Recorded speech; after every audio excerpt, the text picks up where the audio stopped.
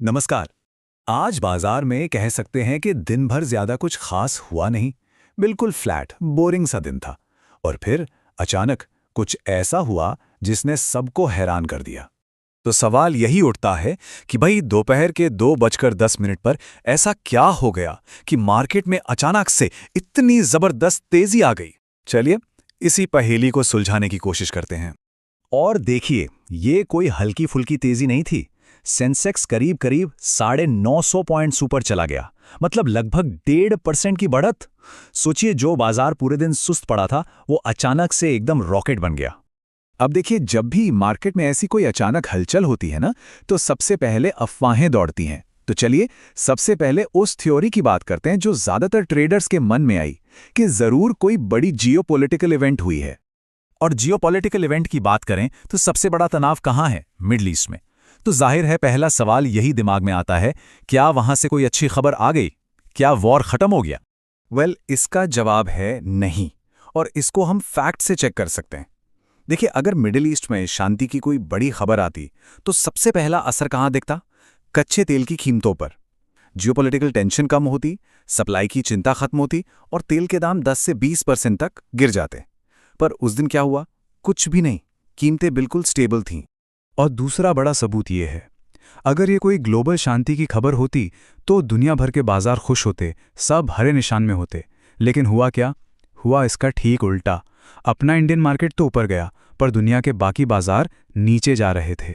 तो इन दोनों सबूतों से एक बात तो बिल्कुल साफ है, ये जो तेजी आई इसकी वजह बाहर नहीं बल्कि देश के अंदर ही कहीं थी। ये कोई ग्लोबल इवेंट्स नहीं, बल्कि एक प्योरली इंटरनल, अपनी लोकल कहानी थी। तो ठीक है, अफवाहों को तो हमने साइड कर दिया।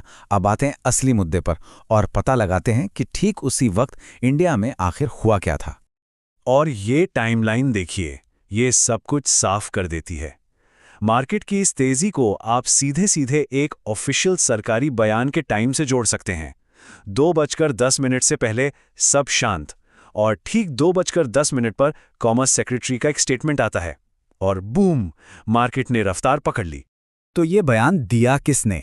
ये थे हमारे कॉमर्स सेक्रेटरी राजेश अग्रवाल। अब ये समझना बहुत ज़रूरी है कि ये कोई रिपोर्टर या एनालिस्ट नहीं है, ये सरकार के एक बहुत बड़े अधिकारी हैं। मतलब इनके शब्द सरकार की ऑफिशियल पोजीशन माने जाते हैं। ओके, तो चलिए अब इस बयान को थोड़ा डिकोड करते हैं, समझते हैं कि इसमें ऐसा क्या था जिसने मार्केट में इतनी उम्मीद जगा दी। बयान का सबसे अहम हिस्सा जुड़ा था इंडिया यूएस ट्रेड डील से। उन्होंने साफ साफ कहा कि ये डील कैंसिल नहीं हुई है बल्कि होल्ड पर है। और होल्ड पर क्यों? क्योंकि अमेरिका अपने नए टैरिफ फ्रेमवर्क को फाइनल कर रहा है। अब देखिए, होल्ड और कैंसिल में जमीन आसमान का फर्क है। इस एक शब्द ने डील के टूटने की सारी आशंकाओं को खत्म कर दिया। और फिर आई वो लाइन जिसने मार्केट में सचमुच आग लगा दी। कॉमर्स सेक्रेटरी ने इशारा किया कि बातचीत के बाद टैरिफ्स जो हैं वो शायद 18% की उम्मीद से भी नीचे जा सकते हैं। बस यही वो मैजिकल वर्ड्स थे जिसका मार्केट इंतजार कर रहा था। तो यहां लॉजिक समझिए, मार्केट जो है वो पहले से ही 18% टैरिफ के लिए दिमागी तौर पर तैयार था। उसने ये मान लिया था। अब जब उससे भी बेहतर नतीजे की एक छोटी सी संभावना भी दिखी तो मार्केट में जैसे एक नई जान आ गई। अरे भाई, कम टैरिफ का सीधा मतलब है इंडियन एक्सपोर्टर्स के लिए ज्यादा प्रॉफिट, अमेरिकी बाजार में बेहतर कंपटीशन। ये फ्यूचर के लिए एक जबरदस्त पॉजिटिव सिग्नल था। और मार्केट तो हमेशा फ्यूचर की उम्मीदों पर ही दौड़ता है।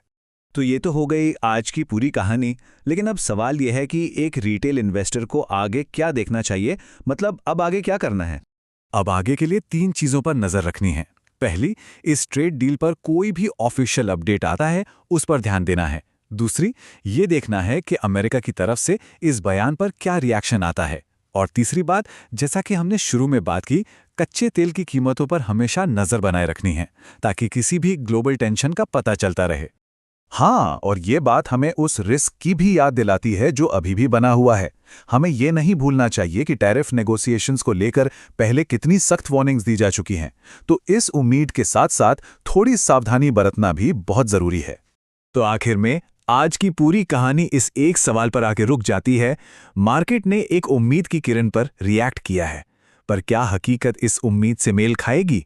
अब ये तो आने वाला वक्त ही बताएगा कि क्या ये आशावाद सही साबित होता है या नहीं। कहानी अभी खत्म नहीं हुई है, इस पर नजर बनाए रखनी होगी।